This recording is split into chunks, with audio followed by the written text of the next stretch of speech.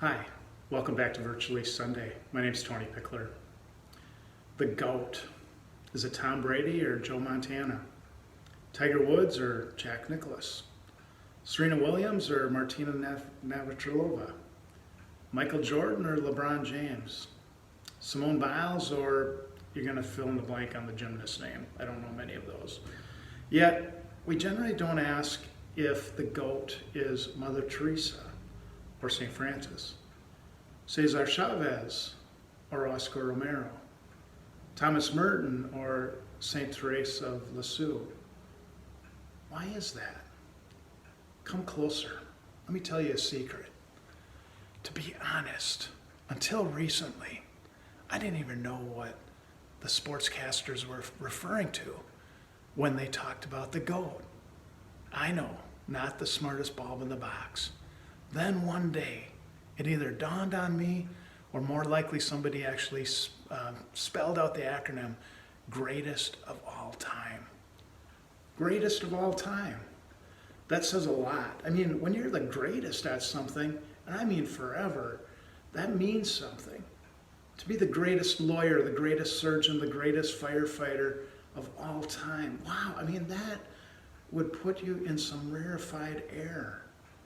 But maybe that's the point. Maybe we shouldn't be striving to be the GOAT, the greatest of all time. Maybe it should just happen naturally, without our thinking about it or calling attention to the fact that we are, in fact, the GOAT. I'll tell you about a GOAT. His name was David. I met David on a Young Neighbors in Action service immersion experience out in Hartford, Connecticut, back in the mid-90s. David was about 10 years old at the time, and while his mom spent her summer days down the street learning and training to be an office administrator at a center for women, David was the master of a house at a place called the House of Bread, a soup kitchen that served nearly 200 people each noon hour, but could only fit about 20 people at a time. David's role was to wear his apron, carry a broom, and have a big smile on his face as he welcomed each and every guest to the House of Bread every day. And he did his job so well, with impeccable politeness and over-the-top hospitality. All out of a 10-year-old. He was the GOAT when it came to hospitality. I have no idea where David is now, these days, 25 years later. But I'm guessing that he took the servant's heart that was somehow instilled into him and put it to work in other incredible ways. In Sunday's first reading, we have another piece from the Suffering Servant songs presented by the prophet Isaiah. This prophet is crushed in infirmity, as the readings say.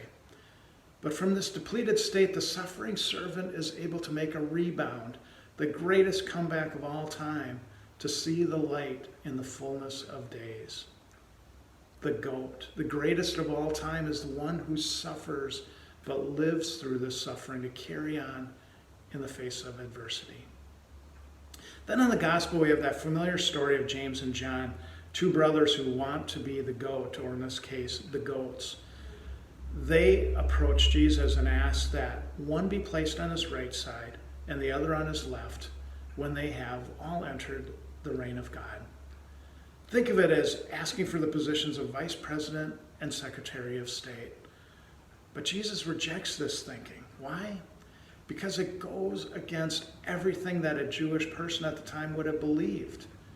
For the Israelites, what made them stand out amongst the other nations of the world in the ancient Near East was the fact that they were such a tight-knit community. They were bound under certain laws to love one God. They ate the same things, dressed the same way, prayed the same way. But more than these externals, what made the Israelites stand out from their neighbors was somehow how they cared for one another. They kept an eye out for the poor, the widow, the children, and the stranger. People in this culture did not stand out as individuals. They thrived as a community, caring and loving each other and loving God. And here James and John are asking to be seen as important individuals in places of high honor. Not part of the group, not part of the community. And Jesus pushes back on them and their lack of commitment to the communal way of life that Jews were known for. Jesus goes even farther, saying that if they want to be seen as great, as the goat, they must become a servant, a slave to others. Also, they too will suffer like the suffering servant from the prophet Isaiah, and the way that Jesus envisioned himself suffering, by death on a cross. So what about us? Are we looking to be the goat in our walk of life? Jesus is calling us to look at it from a different angle. The goat will be the one who serves the person on the margins, no matter what they look like, where they come from, or what their background is.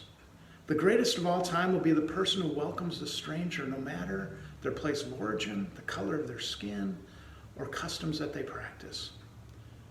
The goat will be the person who loves without limits. Why? Because that is what love looks like. And that's what being the goat, the greatest servant of all, is all about. We only need to look as far as little David for an example of what a goat looks like in our world. And now, over 25 years later, little David isn't so little anymore. But my hunch is that with his warm smile, his innate sense of hospitality, and his love beyond measure, David is still the goat, the greatest of all time, when it comes to service in the Hartford community. Let's get about serving. Let's be the greatest of all time, but let's do it in community. God bless you.